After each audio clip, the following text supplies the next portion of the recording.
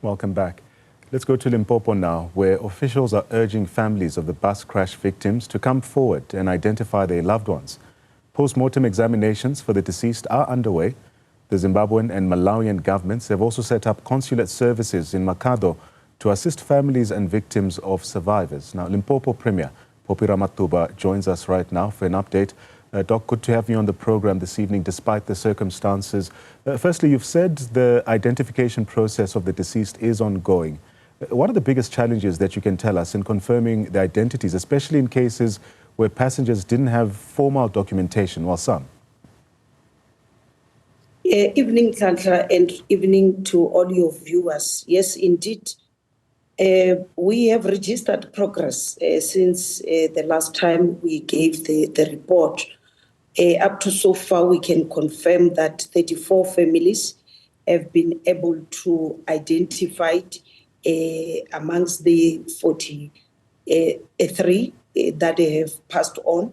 And out of those, 5 are Malawians and 29 are Zimbabweans.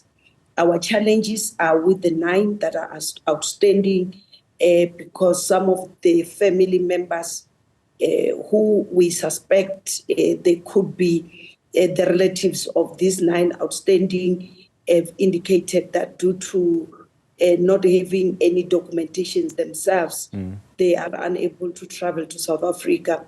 However, we have been able to take pictures of all the deceased so that if it's possible, our teams in South Africa at the border, we should be able to work with our Zimbabwean counterparts so that we verify using the pictures first before we could use all the other ways of identification.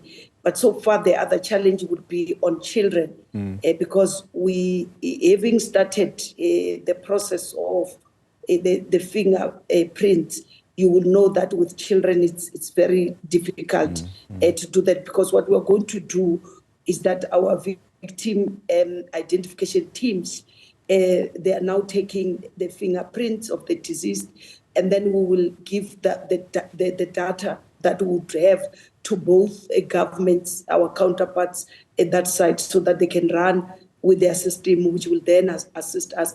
But with children, unfortunately, we would have to do the DNA.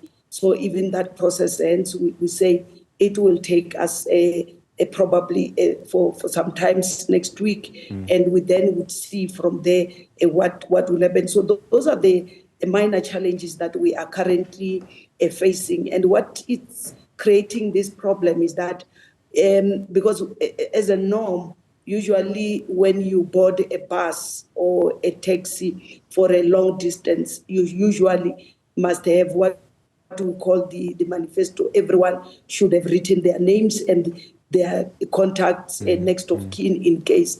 Now, in this instance, the bus owner has given 69, and when we count those that are discharged and those that have demised and those that are still in the hospital, because we still have got 24 in our hospitals, they come to 91. So you can see the list that we got from the bus, from the word go, you can't rely on. But we want to appreciate the 2 embassies, because currently they are really hands-on and they are participating in our task team, which involved, led by the Office of the Premier, but involved even national departments, including DECO and Department of Transport, so that we can help each other in terms of identification, so that repatriation can now happen. Dr. Ramathuba, survivors have also reported that the bus was overloaded, also to add to what you've just told us right now, with some people even standing in that bus. Has your department's investigation confirmed some of these claims, and could overloading then have contributed directly to the severity of this crash? The Road Management Traffic Corporation, they are currently busy with that investigation. But from the information that we have, and from what I have seen, we currently have got 43 bodies in our government mortuary. 20 of those we have already done. Post-mortem, we will be busy tomorrow with the remaining 23. By Friday, will be done. Now, we also had 49 that were taken to our different hospitals, of which one later on demised, and then that's why the number moved to 43. Now, you are now having 48, of which 8 of the self-discharged because they realize they don't have injuries. So out of 40 that were in our hospital, I can indicate that we are left with 24. Now, when you add all those numbers, they give you 91. So 91 in a 60 capacity a bus, or even 65 capacity bus. If it's 65, let's say, for argument's sake, it's still heavily overloaded. So that even from face value, before you could even get the report of the road management corporation, you can see that indeed the bus was overloaded. Loaded. Without preempting the RTMC's own report or its investigations, there are also claims that traffic officers stopped this bus multiple times, but still allowed it to continue.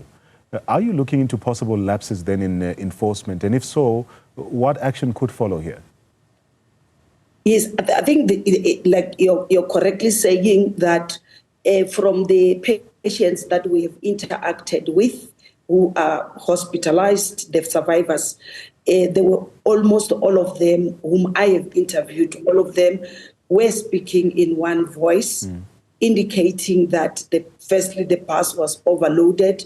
Secondly, the bus, when they ask they boarded the bus, when they ask, why are we, some of us sitting on the floor, the response was that, no, these other ones are not going far.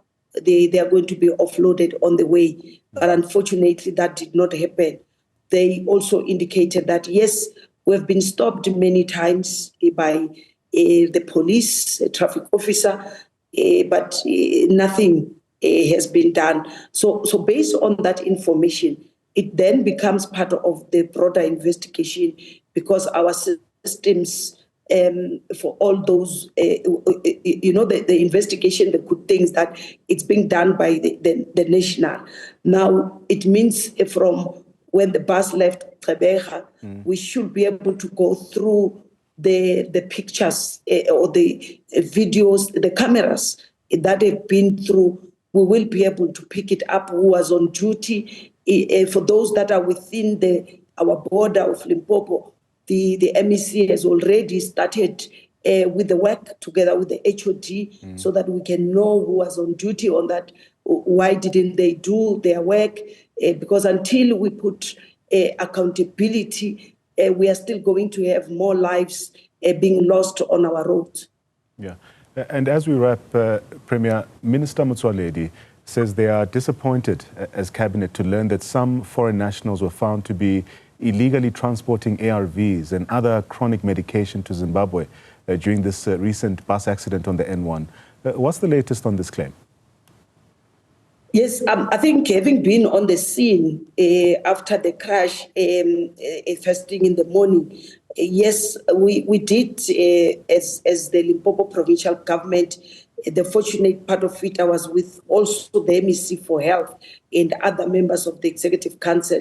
The MEC for Health has seen for herself that indeed there were some of those medications. But however, what we appeal to South Africans, for us, even when we saw that and when we realized that it is regrettable and disheartening and it can anger many of us, what was critical at that time was to say there are lives here at stake. We have already lost at that time 42. Now, can we help this remaining 49 and save their lives? That is our priority. And unfortunately, one of them later demised. So they needed urgent medical attention, which we did, and we focused on that.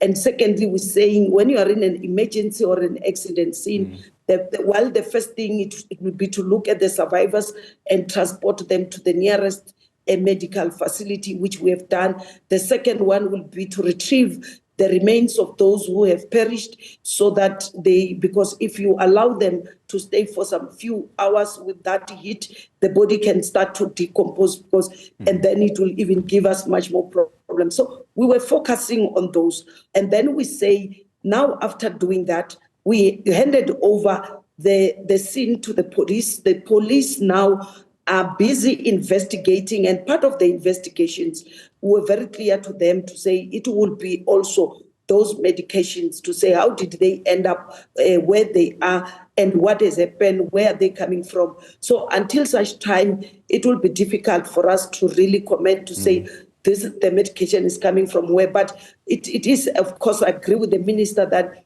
this is regrettable and disappointing, but that doesn't mean that we should allow even other lives, because there are children here as young as 4 months old babies who are innocent and who we need to rescue and save their lives. And we are proud of Team Limpopo, whether it's EMS, whether it's South African Police Service, whether it's Forensic Department, whether it's Traffic Department, and including our members of Executive Council, because as a team, collectively, we have been able to act within our competency to save the lives that needed to be saved at that time.